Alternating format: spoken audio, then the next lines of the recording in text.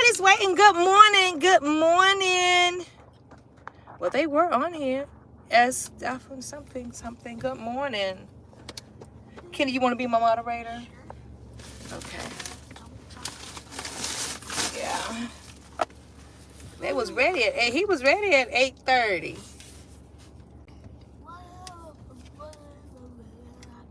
We're going to New York.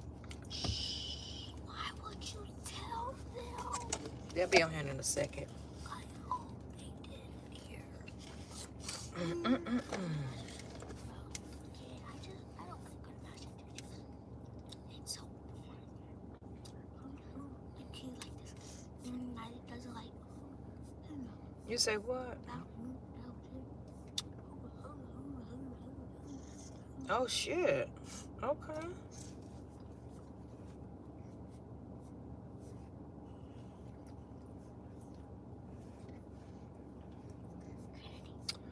Five. Good morning. Good morning.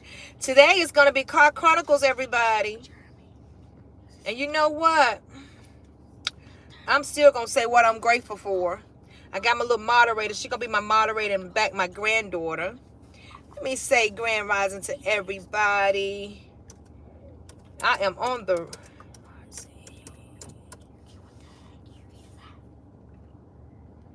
Hey, Nana. When you were pumping the gas, did you hear me and Kennedy calling your name? Now, what was you calling my name for? I don't know. About what is the nitro? What does the nitro mean? Nitro, I think that's diesel gas. I think. Here you go, Kennedy. And so just read the comments to me as I'm driving, because I'm not going to be able to really look down and drive.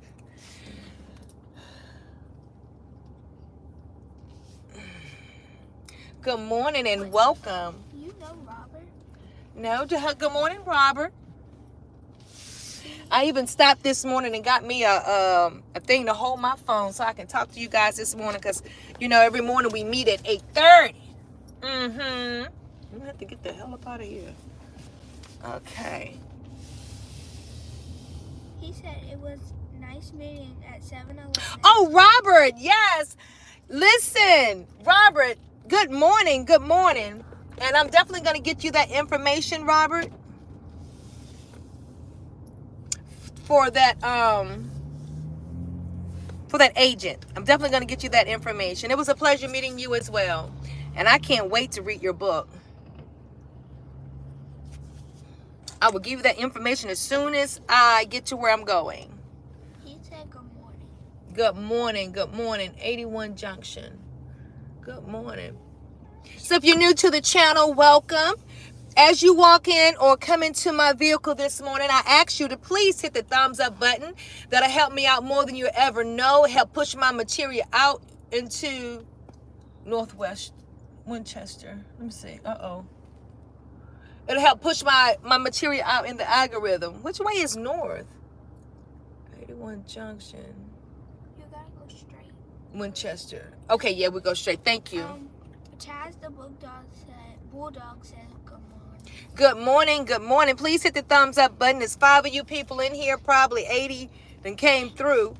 But please hit the thumbs up button. Thank you very kindly. Winchester. Thank you, Robert. I'm going 81 North. Thank you, sweetheart. I appreciate that. Robert, are you excited about your book? I know you're proud of yourself.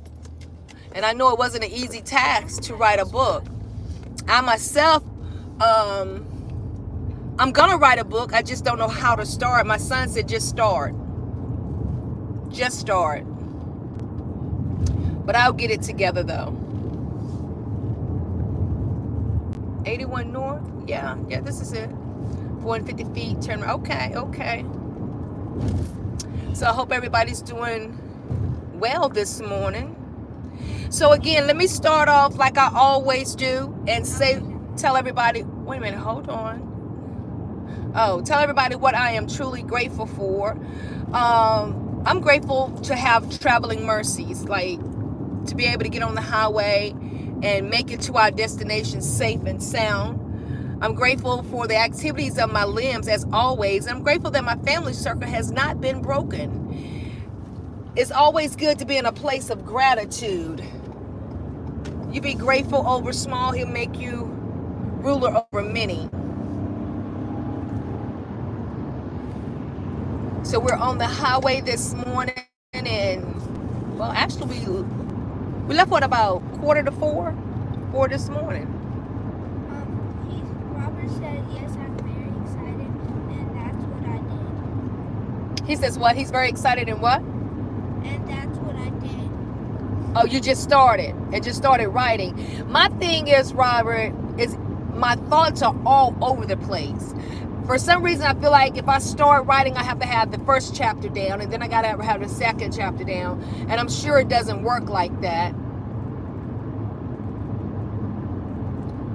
But I'll get it together at some point.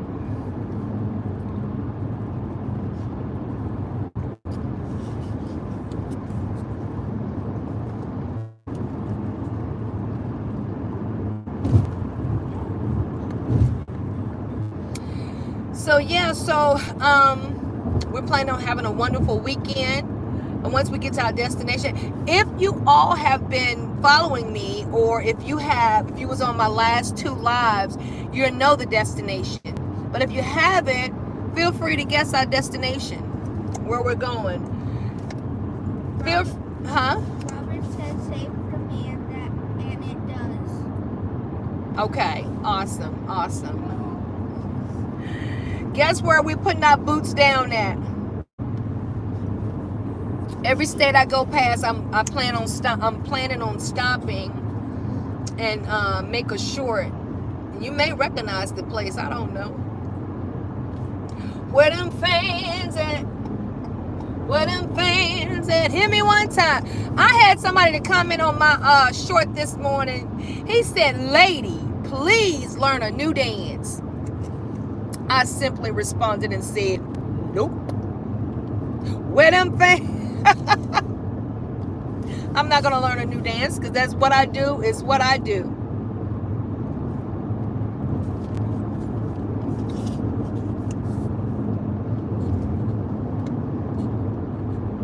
I think this is this JMU College, guys, that we came by the last time? I don't know.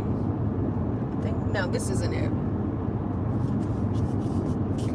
Don't it look like this thing is sitting crooked? Or is it just me?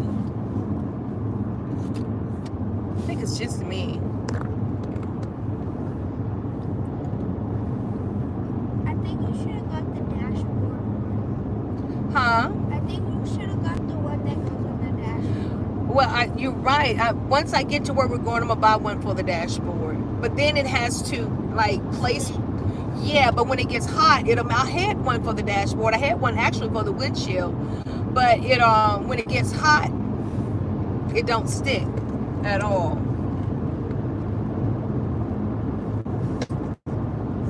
I'm going to have to make up and cover some ground today, folks.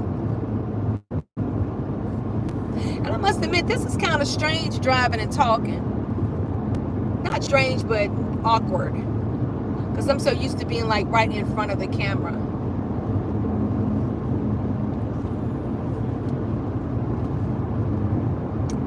Well, I'm in front of the camera now, but actually just looking and talking. It's hard to do that while I am talking. So if you are going to talk to me, I'll talk back, say something quick before I forget. Shout out to Banky Pounds. If you like hearing prison stories, Banky Pounds is a good friend of mine. He did 33 years in the penitentiary. And boy, when I tell you, he has a plethora of prison stories. And when he tells his stories, it really makes you feel as if you're there. His goal is to help the young youth to see that that is another world, and that is something they do not want to encounter, getting inside of the prison system, because that's a whole nother world inside the prison system. So y'all go check Banky Pounds out. He did 33 years in the penitentiary. My brother did 26 years in the penitentiary. So I'm just going to talk about that this morning real quick. He did 26 years in the penitentiary. And whether you know it or not, when a family member gets sentenced, the whole family gets sentenced. Pretty much, because you really do their time with them.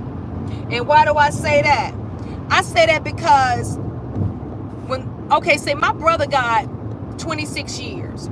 I say that because we went to visit him twice. Okay, sorry about that. We would visit him twice a month. Everywhere they sent him, we followed. My parents went and visited until they could no longer visit. It's like you do time with them.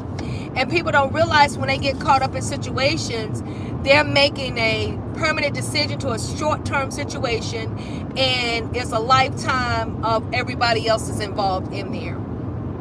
And you have to keep money on their books. You got to make sure that they're being taken care of. It's just the whole thing. And I don't think young kids realize the burden that they place on their family when they go out here and make these dumb decisions. I just wanted to say that. I don't even know if anybody on here can relate. If you can relate, hit the thumbs up or leave a comment and say, Miss V, I definitely can relate. Do anybody have any members in their family that's been incarcerated? Did anybody answer me back, kid?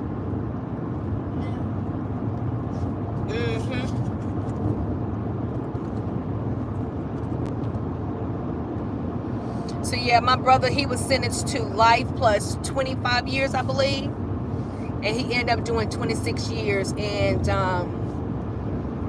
not to say we condone what he did. And what he did was he committed an armed robbery. And he was the mastermind behind the armed robbery. So they gave him life plus, 25 years?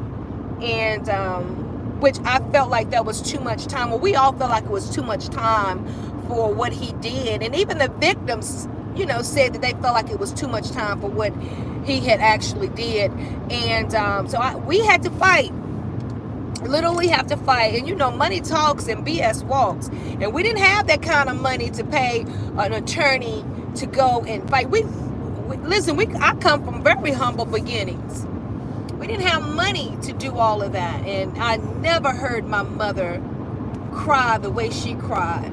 I never heard her. That day he got that sentence, she held it together till we got home. And oh my God. Man, it hurt me to hear her cry like she was wailing. She was literally wailing. But, we stuck by him for the whole time he was incarcerated. And I kept fighting for him. And until eventually I ran into the right person. That reviewed his case and said, listen, this needs to get into the right hands. And listen, if you're in the state of Virginia, honey, this is Commonwealth. And if you of this persuasion, let me tell you something. You get more time than the other people if you do the exact same thing. Like I said, we're not condoning anything that he did, because listen, you do the crime, you got to do the time. We didn't condone that. Our parents didn't raise us that way. But right is right and fair is fair, right? So after doing, 20, and every year after, he had to do like 13 years before, or either 12 years before he was eligible for parole. And when he was eligible for parole, I would go, the whole family would go before the parole board every year. The first time he went up for parole, he would go up for parole every 2 years. And after he had served 15 years, he had started going up every year after that. But you know what they told me? They told me when I went up for the parole board one year, and by this time he had served like 18 years. He had been in there for 18 or 19 years. And, they give you, the percentages of what everything they look at before they even consider, releasing them. I don't know why I'm talking about this morning, but if you're on here, I hope this helps somebody along the way. But the guy told me, I can't remember his name, he looked at me and he said, you know what? He said, actually, we're just going through like the protocol, because we don't really have to grant him parole. He says, because we just don't. And I'm telling you what he told me. He says, when I said, what do you mean by that? He was like, whenever we get your brother's file, we look at it as if he committed this crime yesterday. Yeah. I said, where is the fairness? And then I said, that's not fair. I said, we don't condone what he did. The crime will never change, but the person will. He said, we don't look at it like that. And Robert said they will find you here in Virginia. You better believe it. You better believe it, especially if you don't have family support. If you don't have support on the outside, you can hang it up. You definitely could hang it up. And if you don't have money. We didn't have money, but we supported, and we did what we could do when we could do it, you know? And so my brother had told me about this lady named Trudy Harris. She was an advocate for the people that was under the old law, because she was like, the recidivism rate in Virginia was just terrible. And they wasn't letting the old people, they wasn't letting the people that was under the old law, you know, they wasn't giving them an opportunity to get out in society to prove themselves. So he said, sis, if you could get a hold to Trudy, man, I believe we'll have a fighting chance. And let me tell you something, how God works. I reached out to her, I called the number, and she never picked up. Well, I would leave a voicemail. Well, you know, we have all these telemarketers calling us, right? So I would see this odd number, and I just assumed that it was a telemarketer, so I never picked it up. And my brother would say, have she called? I was like, nah, she never called, but she never left a message either. I said, she never called. One day I was at work at the salon, and for some reason I turned my phone over when I went in the back to eat lunch. And as I'm eating lunch, now listen to this, as I'm eating lunch, my phone rings without even looking at it. Because mind you, like I said, a lot of telemarketers be calling, and as soon as I see a number I didn't recognize, I would always, you know, decline the call. But this particular day, when my phone rang, I had it turned face down. I picked it up and just said, hello, Veronica speaking. The person on the other side, she said, is this Veronica such and such? I said, yes, it is. She said, well, this is Trudy Harris. I was like, oh my God, Trudy, I've been trying to get in contact with you. She said, I know. She said, but let me just say this to you. She said, I have been calling you and you never picked up. And she said, I said, I'm going to call her one more time. And if she don't pick up this time, I will not return any more of her calls. And she said, and this is something I don't normally do. She said, I only call people twice. And if I don't get in contact with anybody else, I move on to the next case. I said, oh my God. I said, that won't nobody but God. That won't nobody but God. So as I'm talking to her, she asked me to explain the case and everything. And as I'm explaining to her everything that had happened, she was telling me, she was like, because at first she was thinking, I guess she was thinking that we was really taking up for him. And she said, well, what makes you think he deserves a second chance?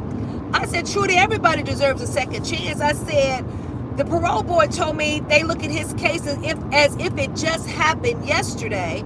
And I said, I simply told them the case will never change. The crime will never change, but the person will. And I said, he's been incarcerated. By this time, he had been incarcerated like 23 years. And I said, but the person will. And I believe my brother deserves a chance. And I said, and I ran it down to her, and I was like, you have a lot of Caucasians that have did the exact same crime. They've only received 10 years. You have you have the white people that done the exact same crime, and some of them only get a slap on the wrist, and some of them only get probation. Why is it that he got so much time? Why? Because we're black?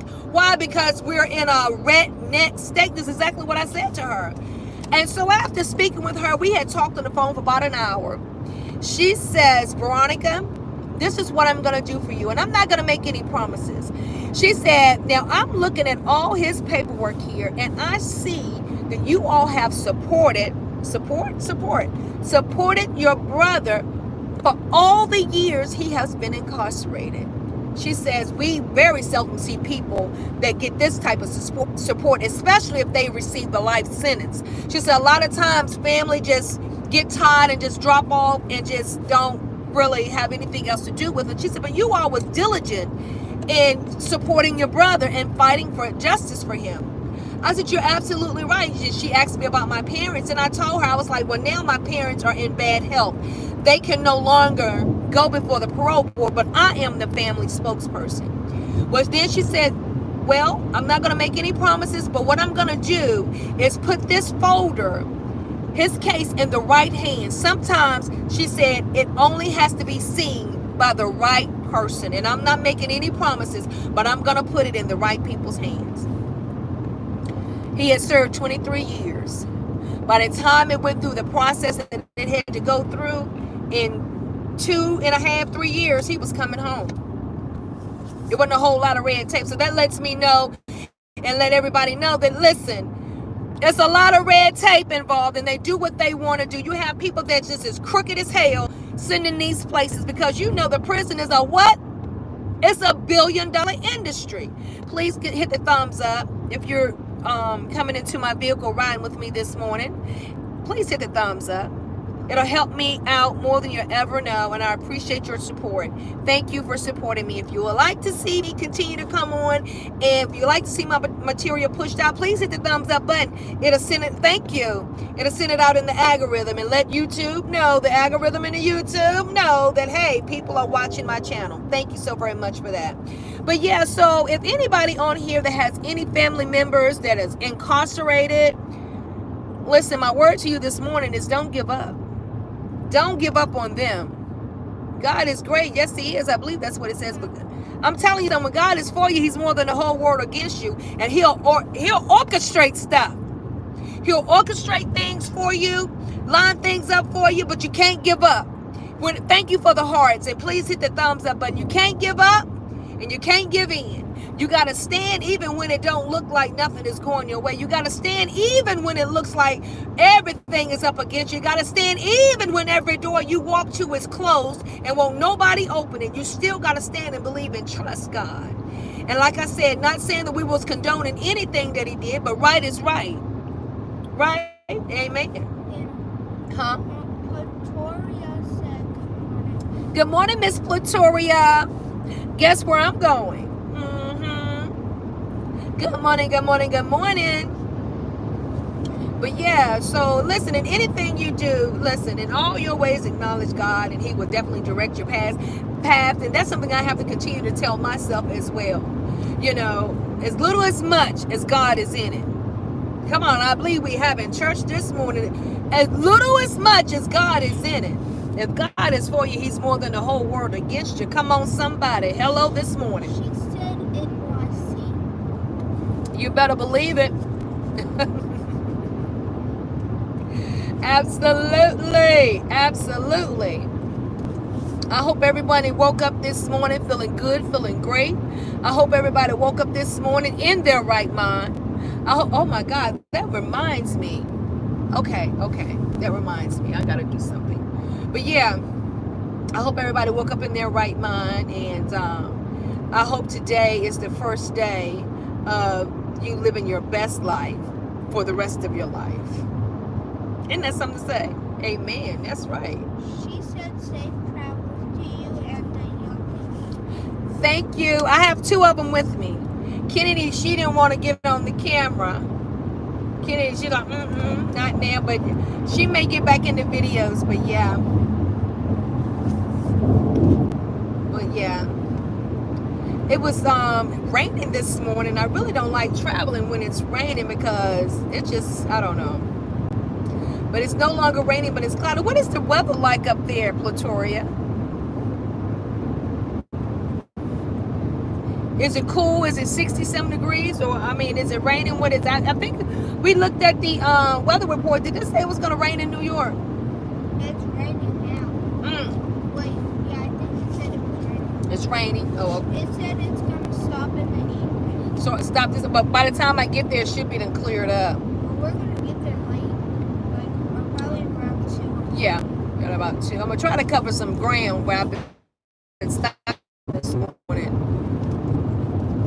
So yeah, I'm going to make my way on out to Times Square. It's my little thingy. Shazam said Good morning, Shazam. I think, huh? And she said slight drizzle of fair. A slight drizzle? Okay. Okay. Probably. Oh, yeah. It's probably not. Okay, you're connected. I'm connected now? Yeah. Oh, okay. Sorry about that. We're going through the mountains and it'll probably go out. But with that being said, I thought I'd hop on this morning and do my morning live. I don't want it to keep going in and out on everybody. So that makes for like a bad whatever.